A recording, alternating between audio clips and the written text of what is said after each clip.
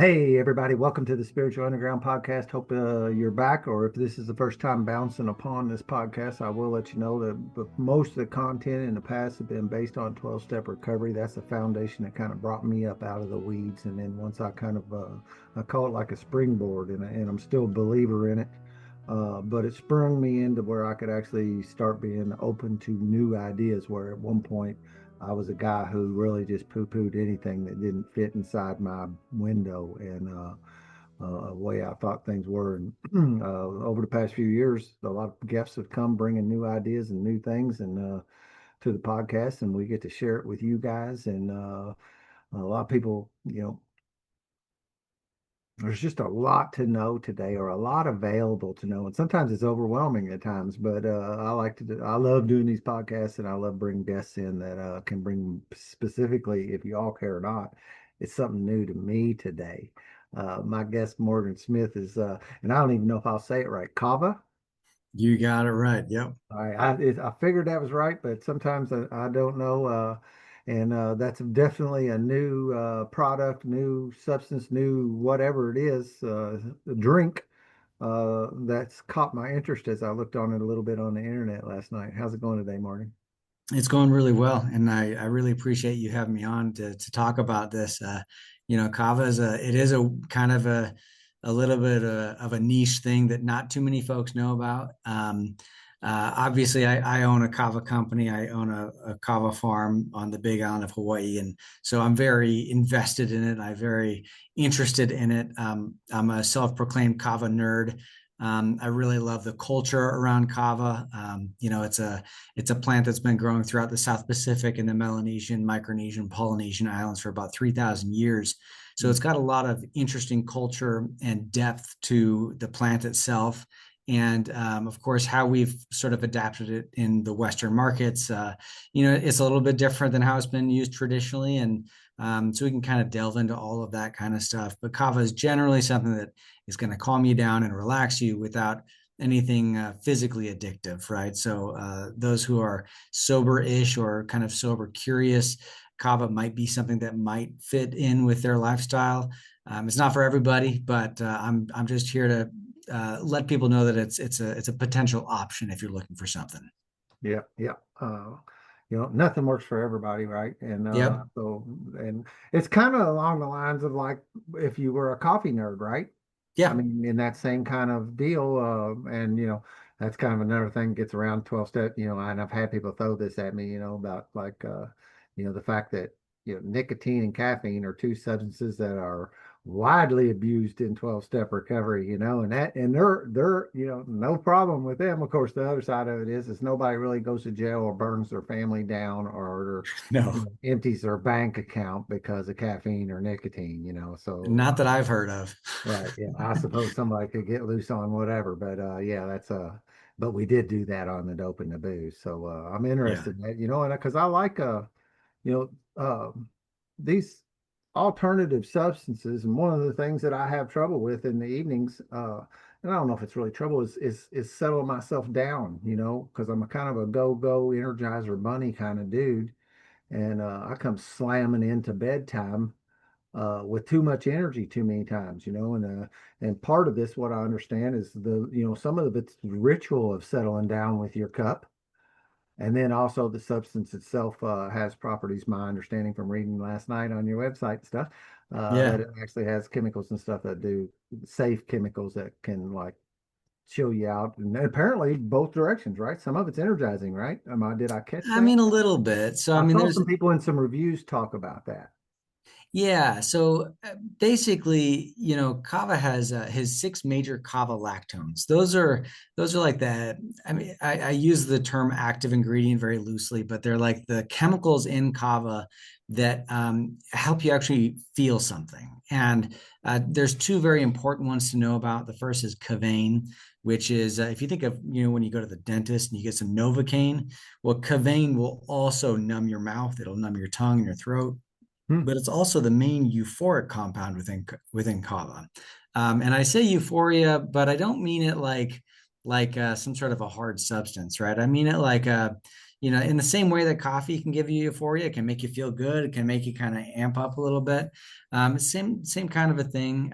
It also has another compound in it called dihydromethicillin, which is a muscle relaxant and anti-inflammatory compound.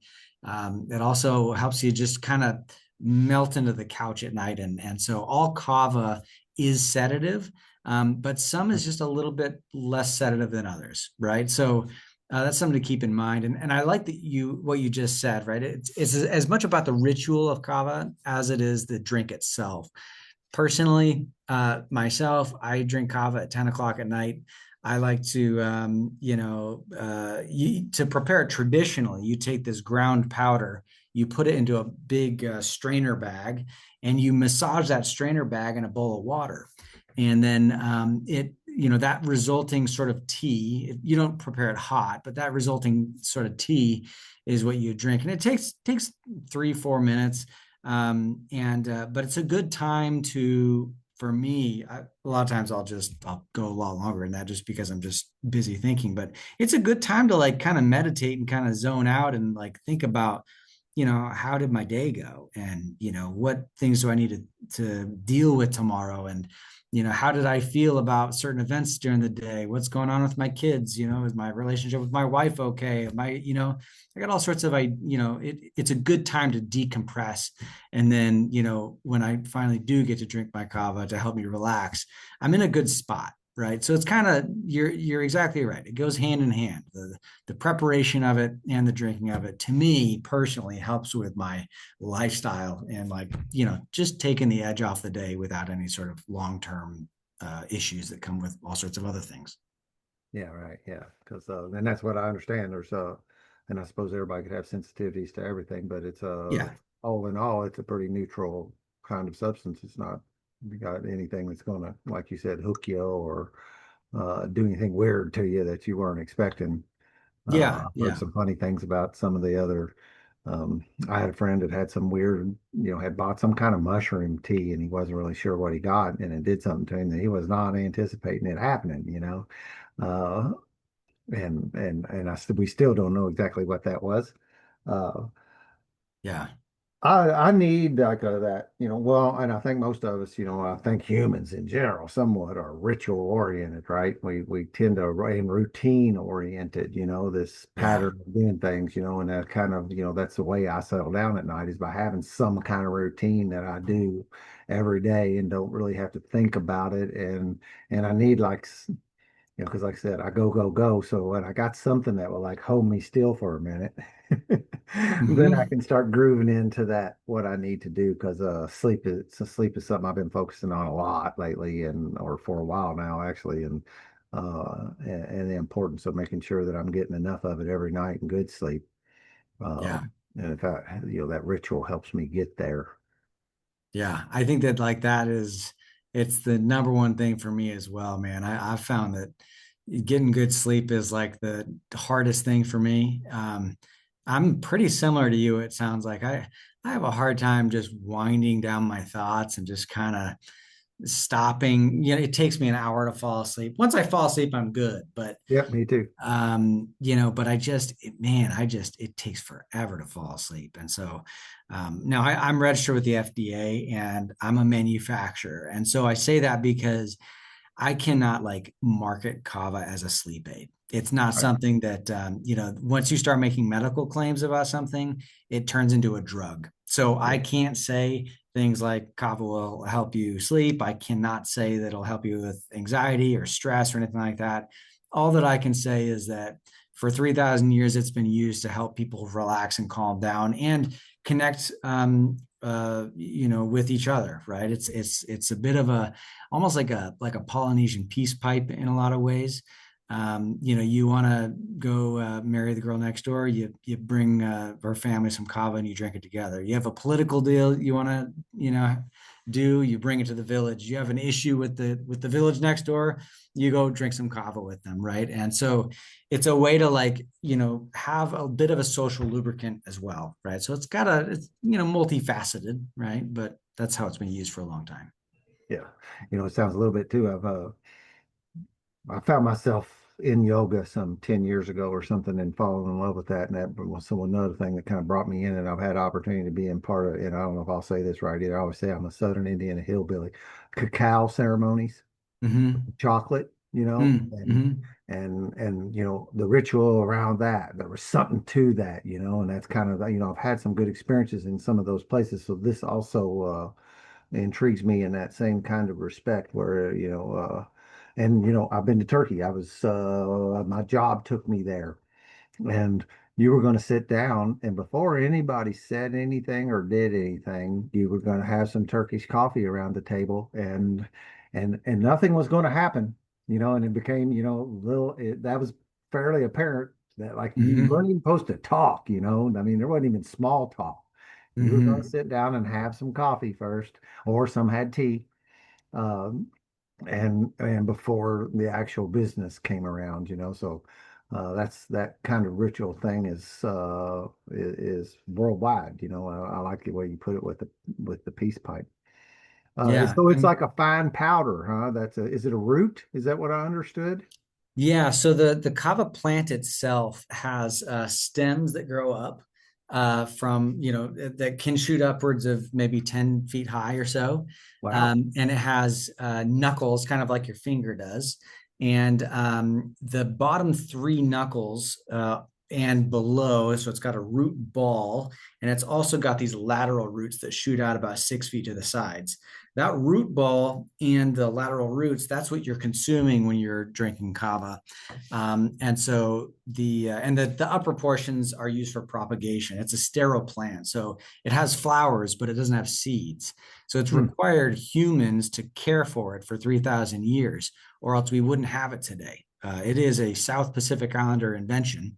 And when they harvest the kava plant, some cultures, they drink it fresh. They don't dry it at all. They just take that, they mash it up or grind it somehow and add a little bit of water, and and strain out the kind of woody material, and then you have your kava drink.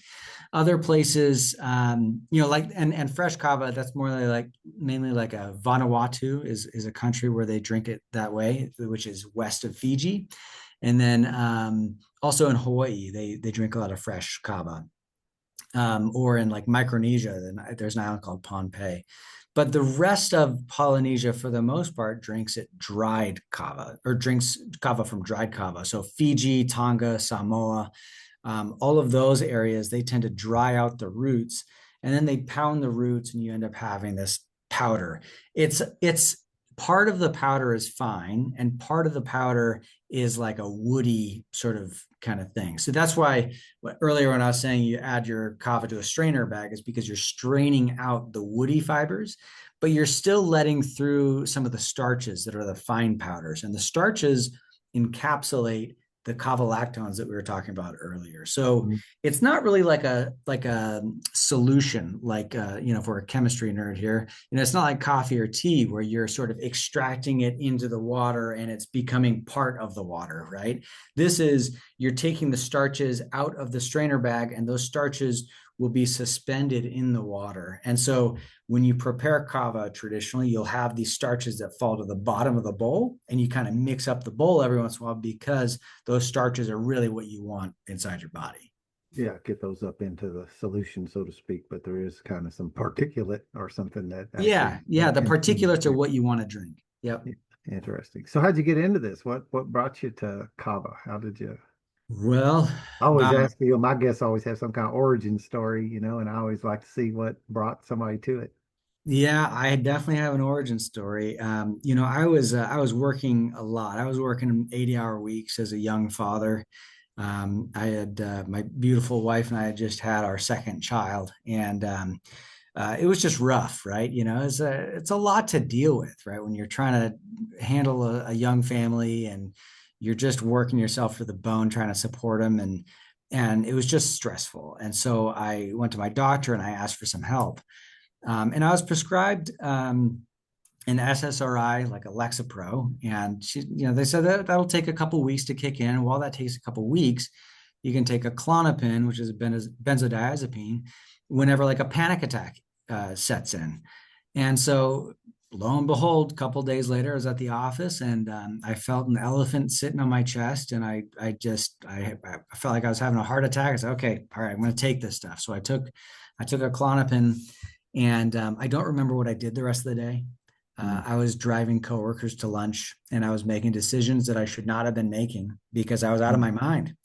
And I came to later that night and realized how scary that was because, what if I had to take my kids to the hospital, right? What if I had to make decisions that, were life altering and I was on this stuff? It was just terrifying.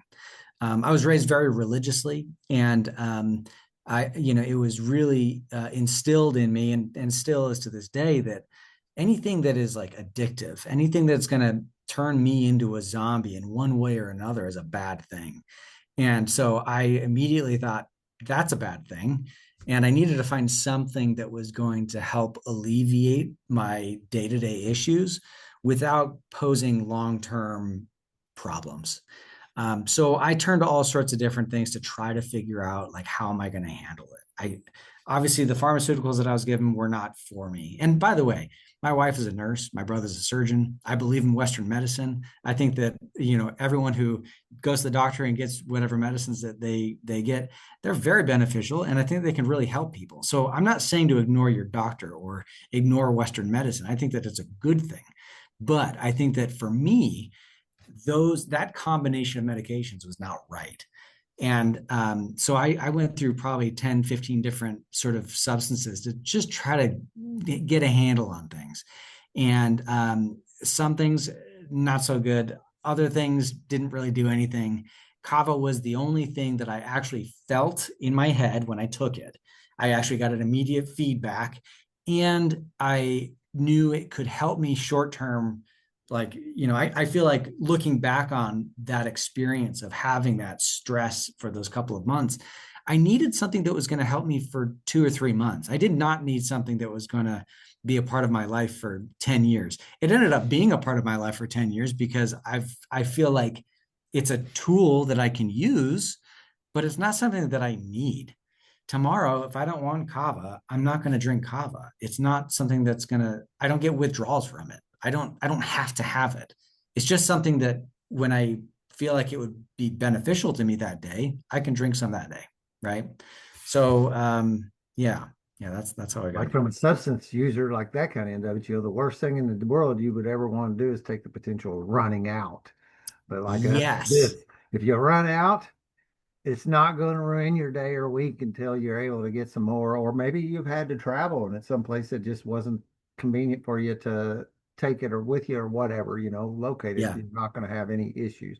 And I do, and I hear you, and I know that little disclaimer about the medicine, and I get that. And ultimately, you were just telling your experience and your story, so heck with Yeah. everybody that doesn't want that heard something other than that. Yeah. But the benzos are not good, man.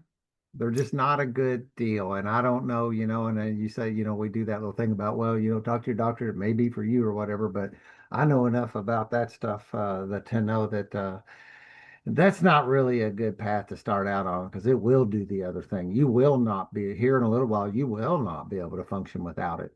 Yeah.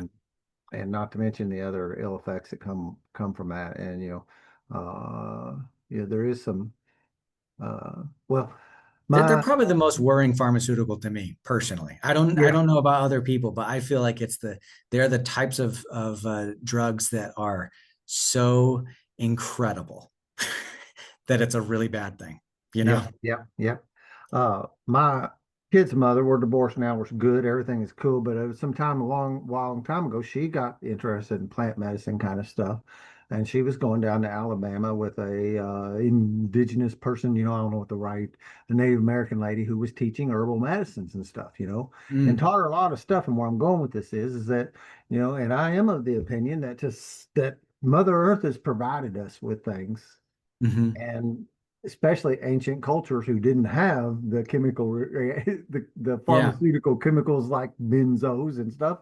They found their solutions, and that stuff it wouldn't be, what'd you say, 3,000 years to the Yeah. best. I mean, we don't really know, right? But No, it's uh three. I mean, as far as we can well, tell, it could be 3,000 years. 10.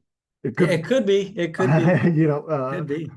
we but stuff is not going to stick around and B, continue to be used if there wasn't some benefit to it for that many years. Like a lot of the ancient Yeah. teachings, same thing. The ancient spiritual teachings are not still being taught and talked about because they don't work. They Right. things Right. work, and I like that because I feel better about putting something in me, and I have to be a little bit careful with that personally from my addictive and my past and that kind of stuff. Yeah. Um, but I still don't think I need to deprive myself either. Mhm. So I'm interested in it. I've actually got some in my cart. I took the little Kava quiz, Oh, well, I'll right? send you some. Don't pay for it. Just send me your address and I'll send you some. Okay, I'll Yeah, I'll but take I'll accept that offer. Uh, perfect. I but I it did do. it intrigued me. Yeah, I mean, I really want to make sure though that like, one of my employees, he's my right hand man here, and he's been through the AA kind of sober journey, and he's really taught me a lot because I'm really grateful and lucky in that I don't think I've ever really been addicted to something. I've never been down that path, and so I don't have that personal experience, but he taught me a lot about what the word sober means. And I think, unfortunately, the word sober is so misconstrued and I suppose misused in a lot of formats. I certainly don't want anyone to feel like, some people might not think that drinking kava is something that is good for someone who is sober. I just want to make sure you guys understand I am not like putting a label on what that is, right? And I'm not going to tell you kava is or is not sober. So you can make that decision yourself. I'm just going to give you the facts on what kava is and what it is not, right? But yeah. Yeah, I get that, and heck that. Well, it's just if you're embedded in it at the level that I am, was, whatever. Some people would talk about whatever kombucha is okay, and again, like when I started, cigarettes and or caffeine and nicotine. So they do all kinds about what it is, and there's a lot of coins, and I think it actually comes from Shakespeare, I think, to thine own self be true. Mhm, And mhm. I'm a huge proponent of that. I mean, I am not here to tell people what they should or shouldn't do and what their status of sober is or not. Uh, I really like this term that I've been seeing used and I saw a gal use it today that she said, I'm a person in recovery. And Mm, I've been doing that for 15 years now. She didn't say she's been sober that long. She didn't say, but she's been on. And when I see that, I see that she said, "Hey, man, I've been doing my best to change my trajectory from the previous trajectory I had. And I am now focused on this. mm. Where you at with that? Who cares, right? Yeah, Everybody's yeah, got yeah. their journey. So I hear you on that. And I wouldn't, well, there's all kinds of stuff, but it certainly didn't strike me as something that would affect my condition in that manner, whether if I was Mhm. sober or not from drinking basically some substance that's someplace on the scale of coffee. Uh, Yeah, yeah. Yeah, I mean, and it's a natural thing, it's not a chemical compound that's right, come out right. of a laboratory. Yeah, I mean, then again, there's a lot of natural things that aren't so good for you either, but Yeah, you these can smoke things. marijuana, and in our world, you're not sober if you're doing that, in a lot of people's world anyway. Yeah. Australia, they released a harm ranking study for all sorts of different types of substances. This is about 5 years ago. And it was really fascinating because they ranked alcohol at 98 out of 100 in terms of how bad it was, right? It was the worst thing on the list, alcohol, right? And I think everyone knows that. Everyone agrees about that, right? You told me where you're from. That's a pretty prevalent area for alcohol. And obviously, it destroys our societies. It robs our economies. It ruins our families. My grandfather was an alcoholic. He destroyed his family. My father, was raised by a single mother who, was had to deal with the fallout of what alcoholism does, and it's a dangerous thing, right? And so, from a harm perspective, it's terrible. Um, on that same ranking, where alcohol was 98 out of 100, Kava came in at two out of Oh, 100. that's a good So thing to know. that should tell you something, right? There's everything in between, but kava was legitimately all the way down at the very bottom. So, again, everyone can make their judgment call about whether or not kava is right for them. But I can tell you that from a harm standpoint, it's pretty benign. Yeah, right. Yeah, Yeah. yeah, yeah. The whole, I mean, like, if I got a little, if I there's ticks around here. If I Hmm. find a tick and I want to kill it, I use some alcohol. You know, the stuff is, I sit here today and go, I can't hardly believe that we've got it as a legal substance that you can consume to some extent. I mean, it's like, okay, let's start drinking gasoline too. What Yeah. else? Kerosene? What else can we put in us? But I also will give the latitude to those that can sit around and want to have a nice glass of bourbon or whatever and want to do that. There's also that segment of the society where alcohol doesn't run off with them, and do we take it away from everybody because of this particular chunk that, seems to not be able to do well with it? It's all, I'm a little, that whole thing about I'm all for liberty at the same time. Yeah. And, I'm and to with some you. I'm extent, if with you you. want to waste your life on booze, well, I'm not gonna, as long as it is not, and that's the problem, like you said. It's I always wanted to say I wouldn't hurt anybody but myself, but as I woke up and come to, I realized what a lie that was that I was telling myself. So, Isn't that uh, crazy? It so really is crazy. it Like is crazy. you always think, right? Like, oh, well, it's just me. I'm just hanging out in my living room. Well, it could also affect your work performance the next day. You know how many billions of dollars are lost from hangovers? Oh man, yeah, It's no doubt. Yep. crazy. Yep, and the families and the kids, and I've been fortunate. It didn't, and I didn't. I would. I don't know if this is right, but I'll say I wasn't the monster some guys burn their lives down. I had Yeah. my stuff and I did it, but I wasn't a child abuser, and I wasn't. I got a 20-year-old daughter and a 22-year-old son, and although I know my stuff had an impact on them. I've seen worse, and I guess that's a little bit of a uh, comfort in myself to talk about that. I'm gonna get back to Kava though. The so Yeah, no you worries. actually like have farms? Like, is this Yeah. a farmed product? Almost like, are they annual, perennial? Does it keep on growing? Because if you're harvesting roots, wouldn't that sounds to me like that would potentially kill that particular plant? Yeah. Yep. Yep. Very astute, my friend. Yeah. I mean, it takes a minimum 2 years, maybe 3 years. But most people that export kava will wait about 5 years. So it's a plant that takes quite a while to grow. So like 5 years, Um, 3 to 5 years before you harvest it? correct. Yeah, yeah, yeah. Okay. 2 years minimum, but most people don't like to do that because the yield of the plant is just so much less than what you want it to be. Especially if you're going to dry it, you really want to wait till 5 years old. And I'll give you some math here to kind of, justify it. Basically, if you have a 2-year-old plant, you're going to be getting maximum 15 pounds. But if you dry it out, let's say you're in Fiji and you're farming and you're going to send it to America, you're going to get a 10% yield. That means that you're going to get 1.5 pounds of kava that you could sell. Whereas if you waited 5 years, you could get up to 200 pounds. So it goes up quite a lot. And so you'd end up getting 20 pounds, right? Just for a couple more years in the ground.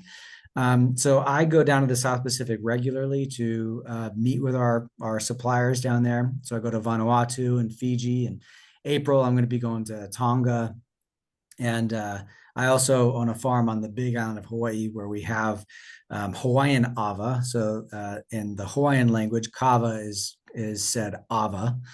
So we have 13 Hawaiian varieties of ava. And across the world, there's 100 different varieties that are called noble kavas, which are kavas that you would want to be able that you could drink every day if you wanted to. They're not going to make you nauseous and sick and stuff like that. Some of the early forms of kava that were more like a wild kava when they first started to domesticate it, it would make you much more nauseous and it would be much more sedative. But Mm. as it became a canoe crop and as it traveled across the islands and farmers found the plants that they liked, the plants that like gave them good effects, they would take cuttings of that plant over and over and over again. And of course, as they migrated eastward, they probably were like, screw you guys, I'm going to find my own island, right? And they put in all of their necessities, taro and cassava and yam and all these different, canoe crops, as well as kava. So kava was that important for them to bring it in their canoes to their next island, and domesticate kava wherever they were going next. But as they did that, what you see is that the individual islands all have varieties of kava that is specific to that island, and it is Hmm. also very specific to their ways of drinking it. So some cultures like to drink it all night long and all day long, and some cultures like to drink it just for a couple hours at night. And so it really shows you that like the farmers were domesticating exactly the type of kava that they wanted on their island. Yeah. Yeah. That makes a Yeah, lot of sense. So as you grow it from cuttings, and I that's how do. you reproduce it, and that's interesting. And it also sounds like a very labor intensive Yeah, thing. quite, quite. I mean, a lot of these folks, one of the biggest complaints of anyone in these outer islands in Vanuatu or Fiji or Tonga, they always complain because rightly so, because the most of the fields where kava is grown is very remote, very high up in the mountains, because Mm. it's a very expensive crop, right? And they use it as their savings account. And so if you steal a couple of them, that's a pretty good paycheck. And the other issue is that there's no roads going to these places many times. So they'll harvest a 200-pound plant, they'll put it on their back, and they'll walk down a mountain for 6 hours to get to a road, just to put it on a truck to finally get to a processing facility, right? So it is a very labor intensive thing just to harvest it, let alone to grow it and weed it and take care of it for 5 years, right? It's a pretty wild thing that kava is. Yeah, that does it. So it sounds like again, you think about. I always like to think about how much I don't know, and this is Yeah. definitely don't know, didn't know anything about this, and it does, it makes sense though to some level, because it's some things that are easy usually are not very good. Isn't that the truth? Uh, Yeah, absolutely. So Absolutely. yeah, that take a lot of effort to get it done. So you say you own some of your own, but you also visit these suppliers in these various islands, and I saw that. Is that what, like, there's different offerings on the website? Is that what, like, to some extent some of that's from one place and this other kind's from another place and this other kind's from another place, or Yep, exactly. So, you can generally look, if you look at a map and you look at the South Pacific, Kava started in Vanuatu and then it migrated eastward for the most part. There was some back and forth, but for the most part, you can generally say that the Kavas went from sedative to euphoric, Mm. up to Hawaii is where it stopped migrating. And the thing about it, though, right? Earlier, I said that all kavas are sedative, right?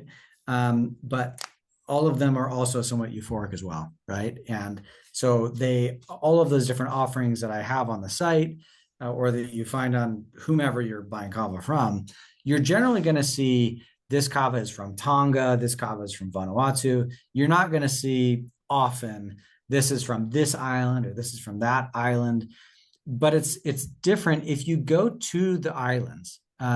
I'll give you an example. In Vanuatu, they have these places called nakamalls. And nakamalls are like a community hall.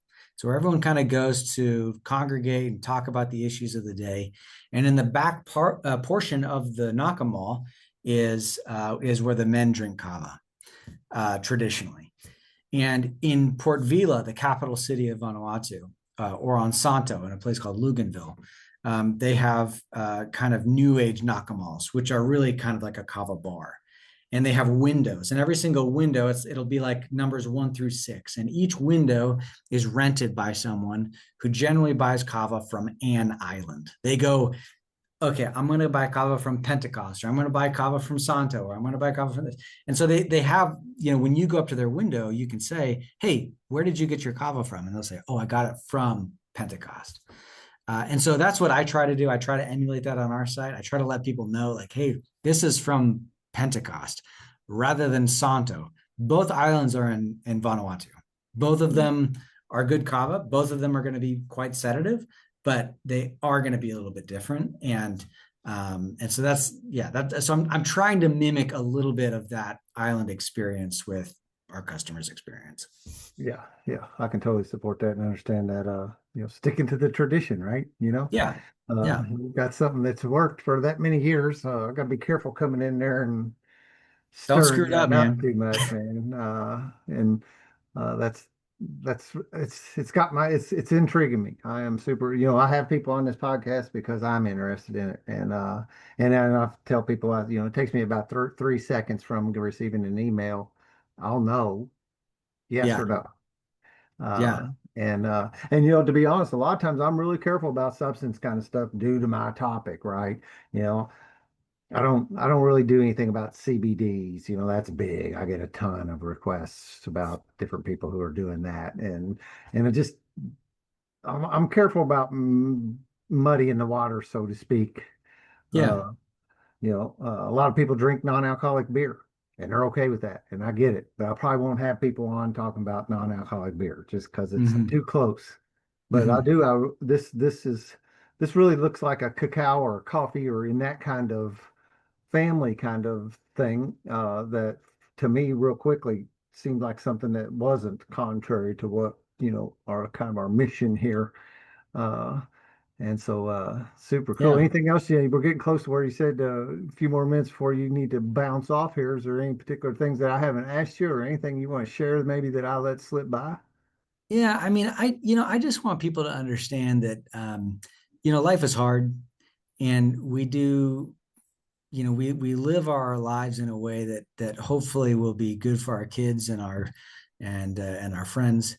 And, you and your listeners already know that people will reach towards the things that we traditionally have always reached for. And that doesn't necessarily mean that they're good, right? The sins of our fathers are not things that we need to continue. And I think of my heritage. My family came from the British Isles, right? We were English and Scottish and Irish, Mm. and I'm sure my family was out there, distilling whiskey or brewing beer. And I just feel like, I hope that the work that I'm doing today is something that will sort of help to resolve some of those issues that my ancestors may have started, right? And that kava is an option. I'm not telling people it's a solution. I'm not telling people that you have to try it. I'm not telling people that it's something that's going to make your life infinitely better. All that I want people to understand is that if you're looking for something that will help you but will not hurt you, kava is an option, and it's something that you can take a look at. And it's helped me a lot, right? And so I wouldn't be here talking to you about it if it was just a bunch of snake oil garbage that didn't work for me, right? I drink it routinely because it helps me. And so, anyways, if anyone wants to reach out, I'm always on our socials, on Instagram and TikTok and YouTube and all those. And I love to talk about kava. So if anyone has any questions, feel free to shoot us a message, and would love to answer any questions and help people kind of learn more about what kava is and also what it isn't, because there's a lot of things that it's conflated with that kind of drives me crazy, right? And I think that kava by itself is a pretty amazing plant. Let me ask you this. Yeah. Would you give it to your kids? Funny you mentioned that. So a couple years ago, and this is a pretty, I guess, sensitive topic, I suppose, for me at least. My son was going through some. We were traveling, and he just kind of had a bit of a mental breakdown, and it was honestly terrifying. Like I've never experienced that as a parent. He just shut down, And I won't go into the specifics about his situation, but the only thing that I had was a little bit of kava with me. Hmm. And I, I don't know if it was placebo or not, but I gave him some because I thought I got nothing else. I need to get him back home. I need to get him on an airplane, and I need him to get through the airport. And it was going to be a rough day. And he was about 8 or 9 years old at this point. And so he wasn't super young. But I said, hey, this is going to help you out. Let's try it out. Just see if it works. Right. And indeed, it helped him kind of just chill out a little bit. Right. It took off just a little bit of that kind of edge that he had. So would I recommend it for all kids? No. Would I say that he should have kava all the time? No. But I will say in that instance, it was very helpful for us. That's a great point. Great point. Where I was actually going with that, I was listening to a podcast. I tend to ingest a lot, and I was listening to somebody talking about that we're like potentially maybe overdosing our kids on melatonin. Oh, Our yeah. parents are melatonin doing that, and that's kind of, and it also made me think of it, even adults, he's saying, they're selling 10 milligrams and 20 milligram melatonins, and he said, you really ought to only be like maybe doing one or two or something, Yeah. and so that's kind of where I was wondering, and what I'm hearing is it's probably not really a kid's thing, but it's also wouldn't be, harmful in limited situations and stuff. It's not going to be harmful to them. Yeah. I mean, I certainly look, man, I know it's sensitive stuff and you can't really make a real statement about it, I mean, I can't. But what I can tell you as well is that it has historically been used in many instances for children. Hawaii has a specific type of kava called nene, and nene was used specifically for teething children or mm, for colicky children that would right. help them sleep. Yeah. And so I'm not against that. And I can also tell you, I know all of my Polynesian homies that I drink kava with. I hang out with a bunch of Tongans. They will always offer their kids a cup of kava when they're Mm. sitting around the kava bowl together, and their kids walk in the room. Hey, come have some kava with us, right? So, hey, So it's not to me, it's not something that's dangerous, but I certainly would not necessarily say it's a something that yeah, I get that. I totally understand it. The fact yeah, that that story was great, though, that you did find some benefit from it in that particular stressful situation. Because I can, I've had kids, I had little kids too, man, and sometimes when things aren't necessarily, it was terrifying. it can be stressful for everybody, and yeah, Yeah, like terrifying. Yes, yeah, yeah, absolutely.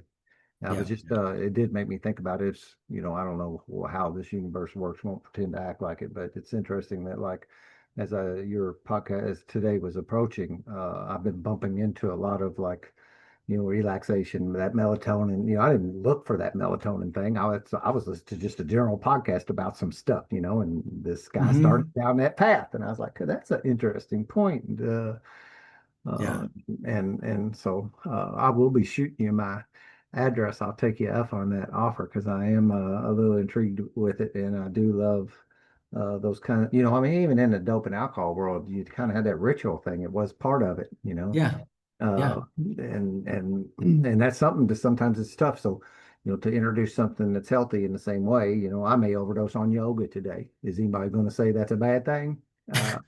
No, uh, so, but it was a substitute for me because again, when you remove that thing you've been leaning on for so long, there's a vacuum that gets created. yeah, And what my experience is you're going to fill it with something. And so absolutely. let's fill it with something, non-harmful. And instead of Yeah, sitting down and kicking back with a glass of bourbon to get to bed at night, this sounds like a much, much better way to get settled down in the evening. yeah, absolutely. And I don't, I mean, I want you to tell me exactly how you feel about it too, because the first time someone drinks kava, I always call it medicinal muddy water. It doesn't taste good, but it is something that you can feel, and that something it'll just, it'll be a nice kind of, okay, all right, time to decompress a little bit, right? But I always love hearing about people's first experiences with kava. I wish I was there to help it, to have it with you, because it is the most fun. If you do decide to try it, I would also recommend having some friends over, or if you have a significant other, and have a shell together. We call it a shell because it's like a coconut shell. They drink it in Ah, coconut shells. Have a shell of kava together and see what you think. Talk about yeah, it. do it in community. Yeah, I Yeah, think that's the way to do it. very cool. Well, thanks for being on. I kind of carried you. It looks 10 tilt on my clock. No problem. Be respectful of your time. It's great to meet you and learn a little bit about this, man. And I'll be shooting you an email. And just for the heck of it, and this will end up on there. I do pretty much just in time deliveries with my podcast, man. I will, as quick as my schedule allows me, it's usually 2 or 3 days. You'll receive some links Great. and we'll put it together and get it out to the world. Awesome. Perfect. Well, thanks so much for having me on, Dan. I really appreciate it. Yeah, nice to meet you. Nice to talk to you. And thank you for coming on. Have a great rest of your evening. All right. You too. Bye bye.